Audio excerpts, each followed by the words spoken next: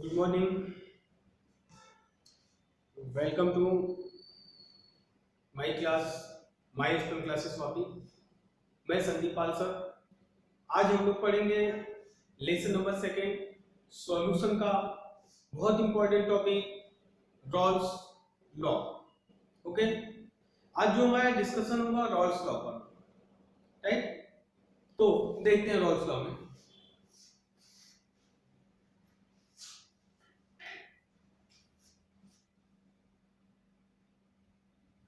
Rawls law. Right, जो Rawls law है इसमें हम वेपर प्रेशर पढ़ते हैं liquid solution. Vapour pressure of liquid solution. किसी भी लिक्विड सॉल्यूशन का वेपर प्रेशर हम रॉल्स लॉ के अकॉर्डिंग पढ़ते हैं. इसमें क्या होगा, जैसे हमारे पास जो सॉल्यूशंस होंगे, अगर मैंने दो कंपोनेंट ले लिया वन एंड सेकेंड, दोनों हमारा लिक्विड है और दोनों ऐसा लिक्विड है कि जो वेपर में कन्वर्ट हो रहे हैं, वोलेटाइल लिक्विड. कैसा है? वोलेटाइल. तो जो सॉल्यूशंस होगा, जो मैंने बोला कि सपोज मैंने दो कंपोनेंट ले लिया फर्स्ट एंड सेकेंड, तो दोनों सॉल्यूशंस क्या हो रहे हैं? वेपर्स में कन्वर्ट हो रहे हैं.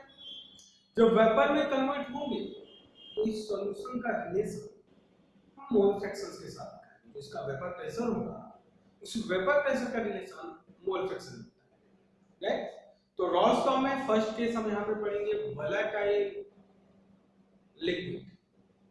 Both liquid are volatile. Right, तो यहां पे सबसे पहले मैं रॉल्स लॉ का कुछ कॉन्सेप्ट लिख देता हूं. राइट, मतलब रॉल्स लॉ ने बोला क्या था, देखो मैं लिख रहा हूं. According to Rawls law, right? Rawls law state that for a solution, right? यहाँ पे ऐसे लिख दिया जाएगा. The law, कौन सा law? Rawls law. State that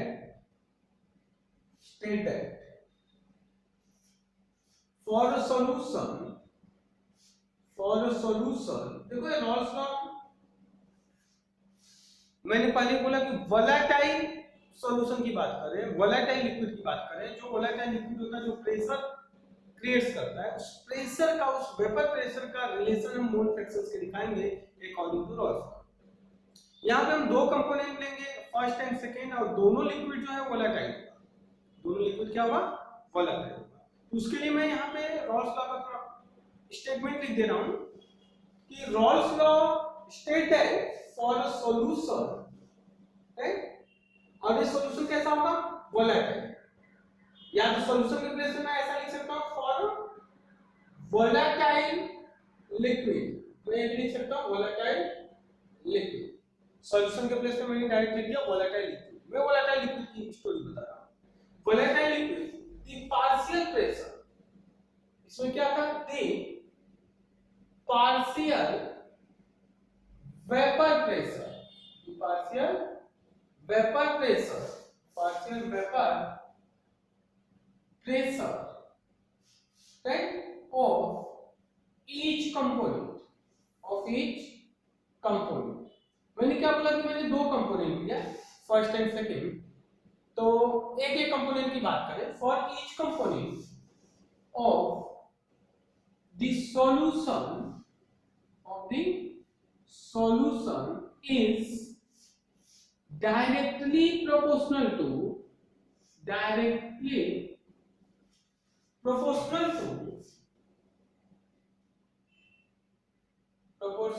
to its mole fraction present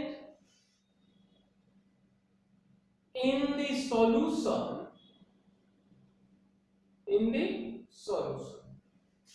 क्या बोला कि मैंने बोला कि जो हमारा रॉल्स लॉ होगा, रॉल्स लॉ में हम वोलेटाइल लिक्विड लेंगे. सपोज मैंने दो वोलेटाइल लिक्विड ले लिया, दोनों वोलेटाइल है तो मतलब दोनों का अलग अलग अपना अपना वेपर प्रेशर.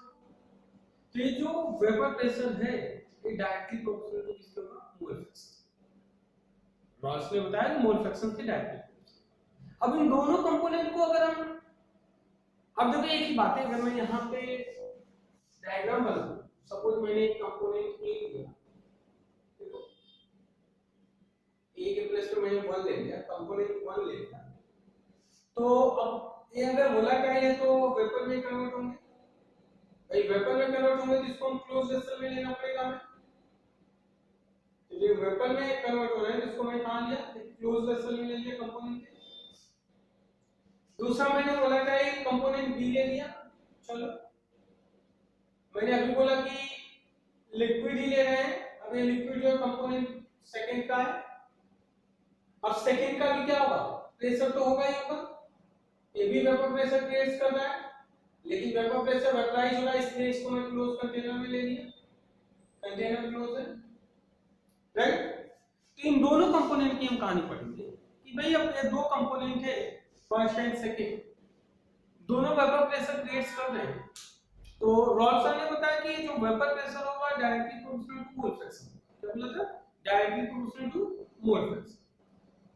अब क्या करना है कि पहले तो इनका सबका अलग अलग हम प्रेशर निकालेंगे, वेपर प्रेशर, लेकिन जैसे इन दोनों को, जो दो सॉल्यूशन है फर्स्ट एंड सेकंड, दोनों को हम मिक्स करेंगे तो प्रेशर और बढ़ जाएगा।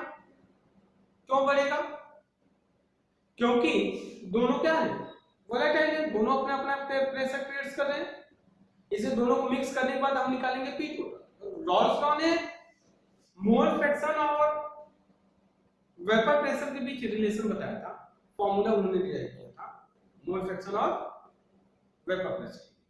अब उन्होंने दो सॉल्यूशन यहाँ पे, दो लिक्विड लिया था, लिक्विड फर्स्ट एंड सेकंड, दोनों का अलग अलग वेपर प्रेशर निकाला, राइट। फिर दोनों के वेपर प्रेशर को क्या किया, ऐड कर दिया पी टोटल, मतलब दोनों को इक्वल मिक्स कर दे तो प्रेशर दोनों का इक्वल हो जाए, डेल्टॉस लॉ फॉलो करने लगेंगे, क्योंकि डेल्टॉस लॉ ने बोला था कि अगर हम टू नॉन रिएक्टिव गैसेस लेते हैं, उनका जो अलग अलग प्रेशर है, अगर दोनों को एक में मिक्स करके अगर देखा जाए तो प्रेशर सेम होगा, वॉल्यूम चेंज नहीं करना, दोनों को एक ही कंटेनर में रखना है, तो प्रेशर क्या होगा, दोनों कंटेनर के इक्वल होगा। जैसे इक्वल का मतलब एडिशन होगा, उसका एडिशन, जितना pressure of A plus pressure of B, pressure of one component plus pressure of second.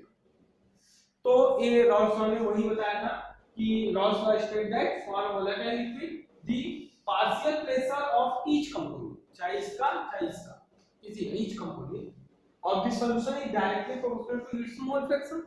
Suppose करो ये हमारा प्रेशर है, ये हमारा कंपोनेंट भी है, हमारा कंपोनेंट भी है, तो मैं ऐसा लिख सकता हूं इसके लिए कि thus for component first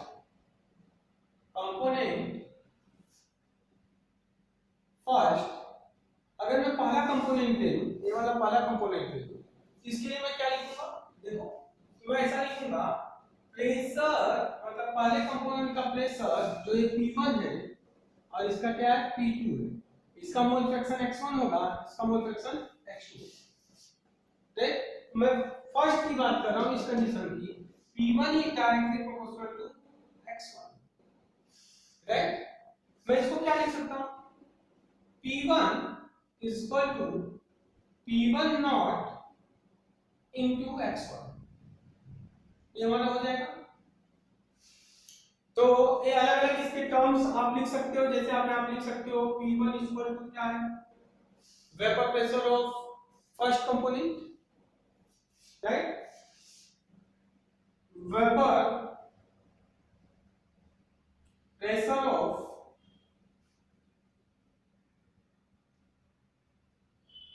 first, या तो आप लिख दो वेपर प्रेशर ऑफ सॉल्यूशन लिख दो, और P1 नॉट क्या होगा, pure vapour pressure, P1 not क्या लिखोगे, प्योर वेपर प्रेशर, ओके। तो इसके लिए आप राइट कर सकते हो P1 not is equal to vapour pressure of pure component, vapour, P1 not is equal to vapour pressure of pure component, इसको वेपर प्रेशर ऑफ सिर्फ कंपोनेंट इन द सॉल्यूशन, और ये क्या होगा, vapour pressure of the pure compound. और x1 क्या है, mole fraction of component first, mole fraction of component first, right. Same similarly अगर सेम इसी तरह से हम देखें तो ये तो हमारे एक फॉर्मूला हो गया इक्वेशन फर्स्ट, मैं ऐसे लिखूं सिमिलरली, सेम इसी तरह से अगर हम बात करें किसके लिए, कंपोनेंट सेकंड के लिए, तो मैं यहां लिख दूं कंपोनेंट सेकंड, ए है हमारा कंपोनेंट सेकंड, कंपोनेंट सेकंड के लिए हमारा फॉर्मूला क्या होगा, यहां पे मैं लिख सकता हूं P2 is directly proportional to H2, ये हो जाएगा P2 equal to P2 not into H2। तो P2 क्या है, वेपर प्रेशर ऑफ कंपोनेंट, और P2 नॉट क्या है, pure vapour pressure of component. तो यहां पे मैं P2 नॉट को लिख दे रहा हूं और एक मोल फ्रैक्शन ऑफ कंपोनेंट सेकंड, तो मैं ऐसे लिख सकता हूं, डायरेक्ट मैं एक ही को लिखा दे रहा हूं, P2 नॉट इक्वल टू क्या हो जाएगा, vapour pressure of pure component second, एक कंपोनेंट फर्स्ट था, राइट। ओके, अब अगर यहां पे मैं लिखना चाहूं अकॉर्डिंग टू डेल्टास लॉ, अगर मैं यहीं पे लिखूं according to Dalton's law, according to Dalton's law, Dalton's law के अकॉर्डिंग अगर मैं लिखे तो क्या, डेल्टास लॉ ने क्या बोला था, टोटल प्रेशर अलग अलग कंपोनेंट को ऐड कर देंगे तो हो जाएगा इक्वल, तो मैं लिख सकता हूं P total equal to pressure of P1 plus pressure of P2, ये हमारा हो जाएगा। अब अगर यहां पे आप देखोगे प्रेशर ऑफ P1 क्या है, P1 नॉट इनटू x1, तो आप यहां पे लिख सकते हो P total equal to P1 naught into P1 naught into x1 plus, देखो P1 के प्लेस पे मैंने क्या रख दिया, P1 naught into x1 plus P2 के प्लेस पे मैं क्या रखूंगा, P2 नॉट इनटू x2, तो यहां पे मैं लिख सकता हूं P2 not into x2। Okay, अब हमें पता है, we know that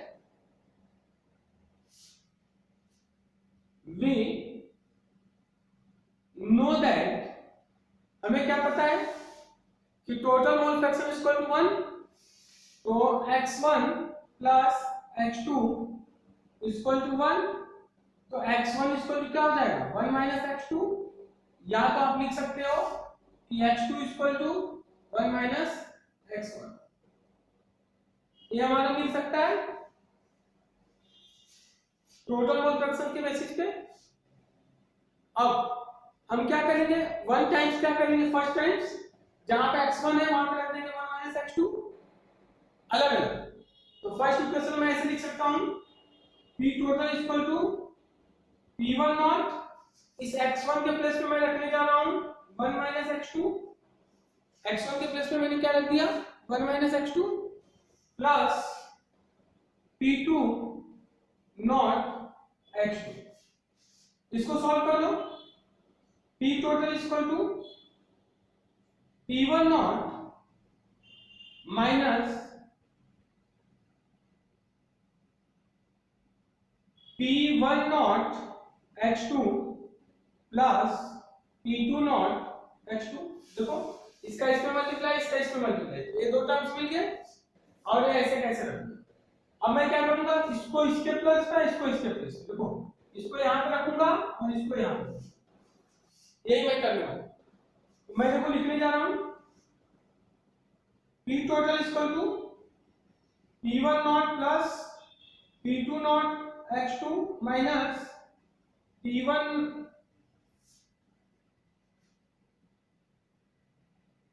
P1 naught x2, देखो इसको यहां, इसको यहां, अब इसको मैं ब्रैकेट में ले लिया, तुम्हारा क्या मिल गया, P total equal to P1 naught, अब x2 कॉमन ले लो प्लस यहां पे हो जाएगा P2 not minus P1 not और x2 क्या हो जाएगा, बाहर हो जाएगा, राइट। सिमिलरली सेम इसी तरह से अगर हम लोग क्या करें, सेम सच है जैसा ही सेम, जहां पे हमने x2 लिया है, सेकंड केस में क्या करना है, जहां पे x2 लिया है उस x2 के प्लेस में हमें क्या रख देना 1 - x1, बाकी ऐसे कैसे रहेगा। तब हमारा दूसरा जो है एक फॉर्मूला डिराइव होगा, मैं डायरेक्टली लिख दे रहा हूं यहां पे। सिमिलरली हम क्या लिख सकते हैं, p total equal to p1 naught convert हो जाएगा किसमें, p2 नॉट में, प्लस अब जहां पे p2 नॉट है क्या हो जाएगा p1 नॉट, अब यहां हो जाएगा माइनस, राइट, अब यहां हो जाएगा p2 नॉट ब्रैकेट में, बाहर बच जाएगा x1। सिमिलरली हमें एक दूसरा फॉर्मूला मिल जाएगा ये वाला, राइट।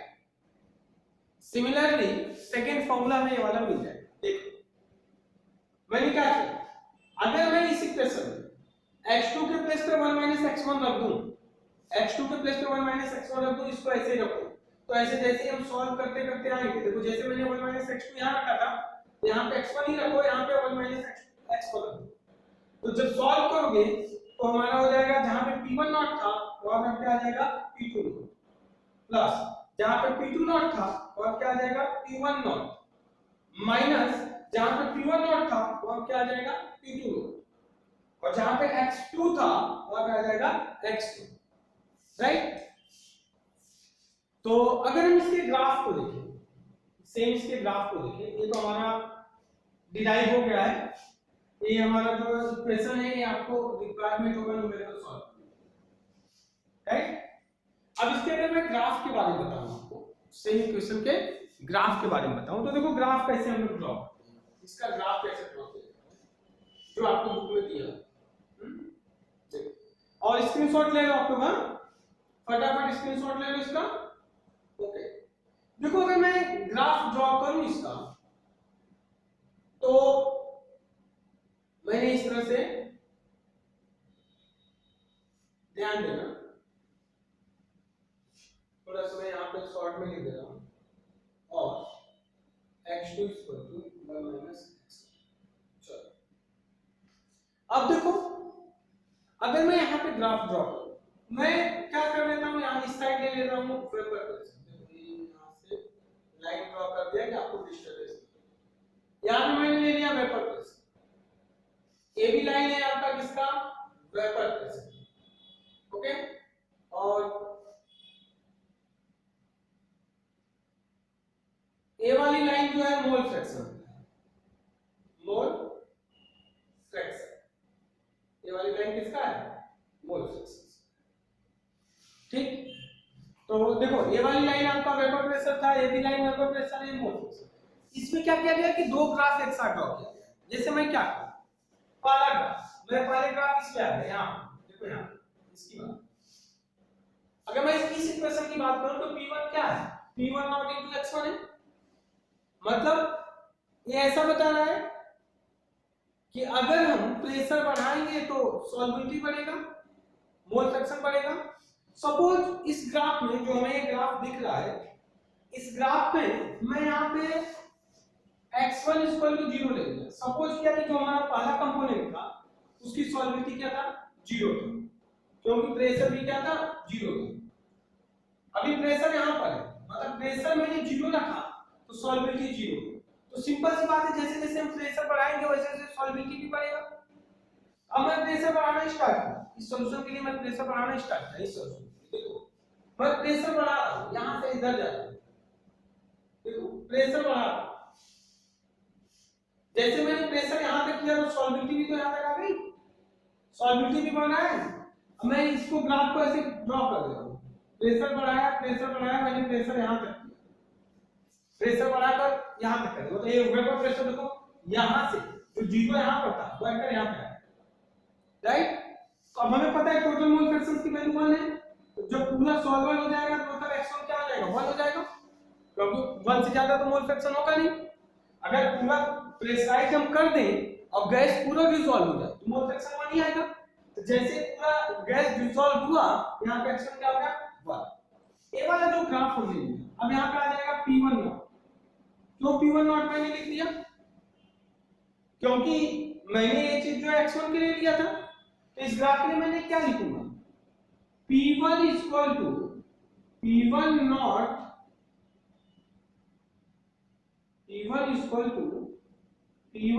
इंटू x1, ये वाला ग्राफ हमारा जो है P1 नॉट इंटू x1 का। अब देखो मैं x2 का ग्राफ ले लेता हूं, चलो इधर मैं x1 जीरो लिया, ए वाला जो आपको ए वाला देखो यहाँ पे ए वाला ग्राफ जो दिख रहा है ऐसे ऐसे मतलब ये वाला ग्राफ ऐसे ऐसे और ऐसे वाला, ये वाला जो ग्राफ आपको दिखा, ये ग्राफ आपका कौन सा है, P1 वाले सॉल्यूशन का, किसका है, P1। अब P2 वाला लेना होगा तो हमें मोल फ्रैक्शन x2 लेना पड़ेगा, तो मैं यहां से वैसे चल रहा हूं, ऐसे मतलब ये वाला ग्राफ लेके चल रहा हूं, नहीं दिखा। अब मैं दूसरा ग्राफ ये वाला लूंगा, ऐसा वाला, तो मैं यहां क्या करूंगा, x2 इक्वल टू 0 ले लूंगा और यहां पे x2 इक्वल टू 1 ले लूंगा इस वाले ग्राफ के लिए, तो हमारा क्या होगा, लाइन ऐसे जाएगा, राइट। तो कहने का मतलब है मैं x2 इक्वल टू 0 कर दिया और यहाँ पे x2 इक्वल टू 1 कर दिया, देखो x2 0 x2 इक्वल टू 1, यहाँ पे इस वाले में क्या था, x1 इक्वल टू 0 और x1 इक्वल टू 1, देखो यहाँ से इधर आया था तो उल्टा इधर आया था इससे, तो इसके लिए भी हमारा ग्राफ ऐसे मिलेगा, तो ये हो जाएगा हमारा P2 नॉट।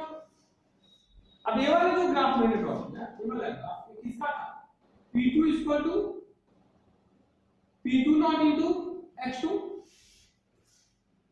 अब दोनों सॉल्यूशन को मिक्स कर दें तो हमारा P टोटल हो जाएगा, तो यहां से यहां तक का जो ग्राफ आएगा उन दोनों को जो मिक्स कर रहा है इसको बोलेंगे P total equal to P1 plus P2। देखो तो रॉल्स लॉ का ग्राफ कुछ इस तरह से बना, राइट। तो जहां तक मुझे लग रहा है कि आपको रॉल्स लॉ ये समझ में आ गया, राइट। और ये जो दो फॉर्मूले हमें मिले हैं यहाँ पर, इस फॉर्मूले का न्यूमेरिकल सॉल्व करेंगे अलग अलग लिक्विड के लिए, राइट, ओके।